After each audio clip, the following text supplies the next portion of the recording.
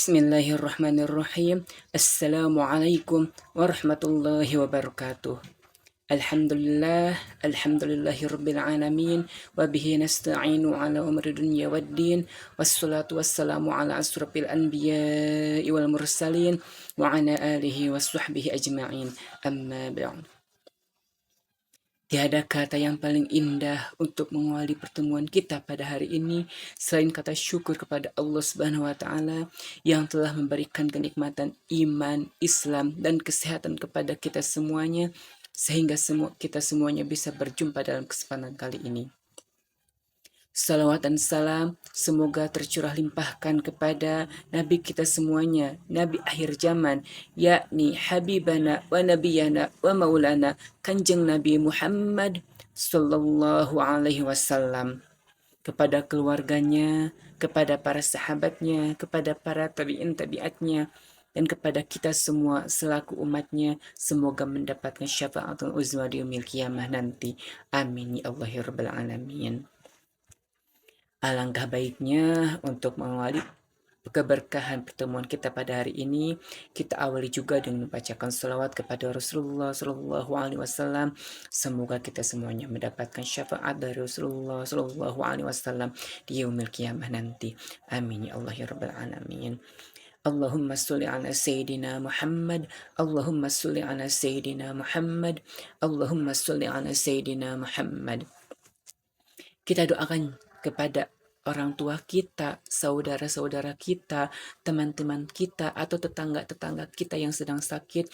Semoga Allah cepat angkat penyakitnya dan segera digantikan oleh kesehatannya seperti semula. Dan semoga sakitnya bisa menjadi penggugur atas dosa-dosanya. Amin ya Allah ya Rabbal Alamin. Sahabatku semuanya, insya Allah pada kesempatan kali ini kita akan melanjutkan pembahasan pasal yang kemarin yang belum beres, yaitu pasal tentang asbabut tayamum, sebab-sebab tayamum. Yang kelanjutannya ada hewan-hewan yang tidak dimuliakan oleh syara. Mari kita lanjutkan pasal yang kemarin. Kita baca dulu pasalnya dalam kitab Zaminatun Najah. Bismillahirrahmanirrahim.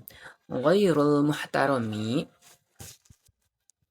sareng ari hayawan anu teu dimuliakeun ku syara sitatun eta aya genep. Tariqus sholati tegesna kahiji jalma anu tinggal salat. Wazanil muhsoni sareng kadua jalma anu jinah muhson, wal murtadu sareng katilu jalma anu murtad, wal kafirul harabiyu sareng kaopat kafir anu ngamusuh, wal qalbul aquru sareng kalima anjing galak, wal khinjiri sareng kagenep bagong. Sahabat kesemuanya, kita harus mengetahui, mungkin ada yang sudah mengetahui, bahwa ada hewan-hewan yang tidak dimuliakan oleh syara. Hayawan yang tidak dimuliakan oleh syara.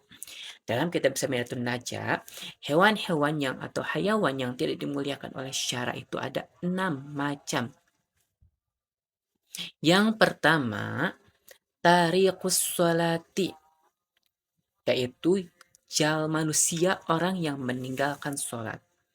Kenapa sih manusia disemakan dengan hewan? Ada yang tahu?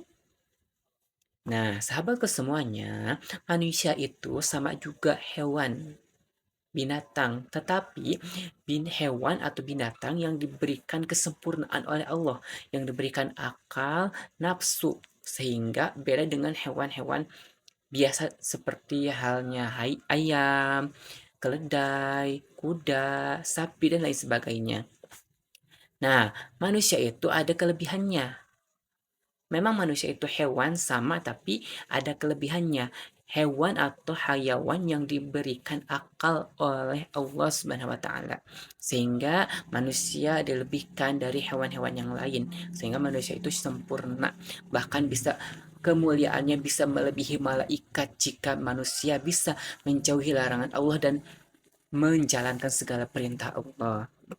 Nah, jadi yang pertama, hewan atau hayawan yang tidak dimuliakan oleh syara itu yaitu manusia atau orang yang berani meninggalkan sholat.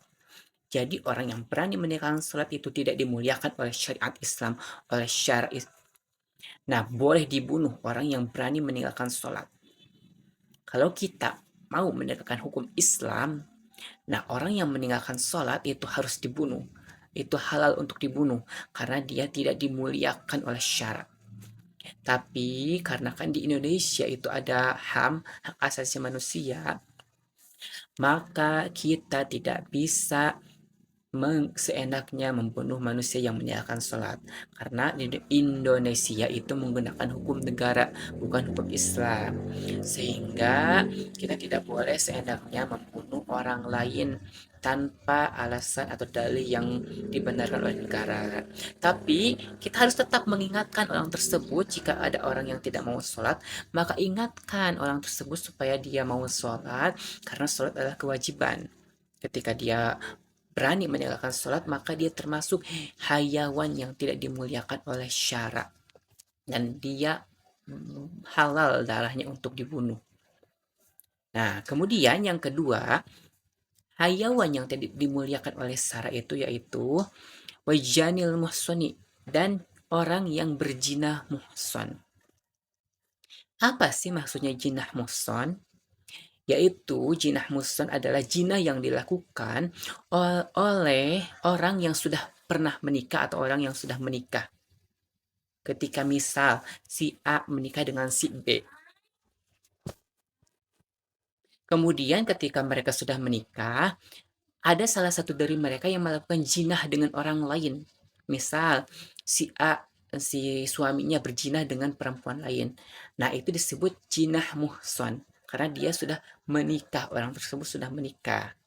Kemudian ada jinah ghair muhson. Jinah ghair muhson itu adalah jinah yang dilakukan oleh seseorang yang belum pernah menikah atau yang masih pemuda atau pemudi. Nah, jinah ghair muhson itu hukumannya adalah dicambuk sebanyak 80 kali cambukan, kalau nggak salah, atau 100 cambukan, dan diasingkan selama 1 tahun di suatu tempat yang jauh dari penduduk. Nah, itu hukuman bagi orang yang melakukan jinah goyer muhsan yang dilakukan oleh orang yang belum pernah menikah. Nah, kalau yang dilakukan oleh orang yang sudah menikah, jinah tersebut namanya jinah muhson, dan hukumannya adalah diranjam. Diranjam itu ada gini, dikubur sampai leher, badannya di dalam tanah, kemudian hanya tersisa kepala, dan dia oleh semua orang, oleh masyarakat dipukul, ditimpuk oleh batu yang tidak terlalu besar dan tidak terlalu kecil sampai dia mati ditimpuk oleh batu tersebut. Itulah hukuman bagi orang yang berjinah muhson. Nah, kalau memang hukum Islam ditegakkan, maka insya Allah mungkin perjinahan di zaman sekarang akan berkurang. Tapi kembali lagi, karena di Indonesia adalah hukumnya hukum negara, maka tidak ditegakkan hukum Islam di negara Indonesia ini. Kemudian yang ketiga, hewan yang tidak dimuliakan oleh syara yaitu wal murtadu, dan orang yang murtad, keluar dari agama Islam. Nah, orang yang keluar dari agama Islam itu halal darahnya untuk dibunuh, halal darahnya untuk dibunuh karena dia berani keluar dari agama Islam. Jika dia tidak mau kembali lagi ke agama Islam, masuk lagi ke dalam agama Islam, maka dia halal darahnya untuk dibunuh. Itulah hukuman bagi orang yang berani murtad, dan orang yang murtad tidak dimuliakan oleh syara. Kemudian yang keempat, wal kafirul harbiyu, dan kafir yang memusuhi terhadap agama Islam. Nah, ada kafir yang tidak memusuhi agama Islam, dan ada kafir yang memusuhi agama Islam. Nah, kafir harobi adalah kafir yang memusuhi agama Islam. Nah, kafir tersebut tidak dimuliakan oleh syara dan darahnya berhalal untuk dibunuh. Kafir yang memusuhi agama Islam. Tapi jika ada kafir atau orang yang non muslim yang bukan Islam, dia tidak bermusuhan dengan agama Islam, maka dia tidak boleh dibunuh, tidak halal darahnya untuk dibunuh karena dia orang yang berdamai dengan agama Islam. Yang halal dibunuh atau berhak dibunuh adalah kafir harobi yang bermusuhan dengan agama umat Islam. Kemudian yang 5 adalah wal kalbul akuru dan anjing yang galak. Nah, anjing yang galak juga tidak dimuliakan oleh syara. Dia halal untuk dibunuh anjing tersebut karena anjing tersebut galak. Tapi kalau anjing yang baik, yang tidak jahat, anjing yang tidak galak, maka anjing tersebut tidak boleh dibunuh karena dia adalah anjing yang baik-baik. Biasanya anjing yang baik itu anjing yang sudah terlatih oleh pemiliknya, oleh tuannya, maka anjing tersebut tidak boleh dibunuh. Tapi kalau anjing yang galak itu halal untuk dibunuh karena anjing tersebut memadaratkan orang lain karena anjingnya galak. Kemudian yang keenam adalah wal khinziru dan bagong atau babi. Nah, kalau babi ini baik mau galak ataupun baik tetap halal untuk dibunuh karena babi itu mutlak, baik mau yang babinya baik atau yang galak, maka tetap babi halal untuk dibunuh karena memang babi itu banyak kuman, banyak virusnya dan jorok, dan memang syarat hukum Islam dan agama Islam, babi itu memang benar-benar tidak ada kerusuhan, tidak ada kemudahan untuk babi, baik babi yang galak maupun yang baik halal untuk dibunuh dan tidak dimuliakan oleh syara. Jadi kesimpulannya bahwa hayawan atau hewan yang tidak dimuliakan oleh syara itu ada 6. Yang pertama, orang yang meninggalkan sholat. Yang kedua, orang yang berjinah muhson. Yang ketiga, orang yang murtad. Yang keempat, kafir harobi. Yang kelima, anjing galak. Dan yang keenam, babi. Mungkin itu saja yang dapat saya sampaikan. Semoga ada manfaatnya. Kurang lebihnya mohon maaf. Wallahu muwaffiq ila aqwamit thoriq. Wassalamualaikum warahmatullahi wabarakatuh.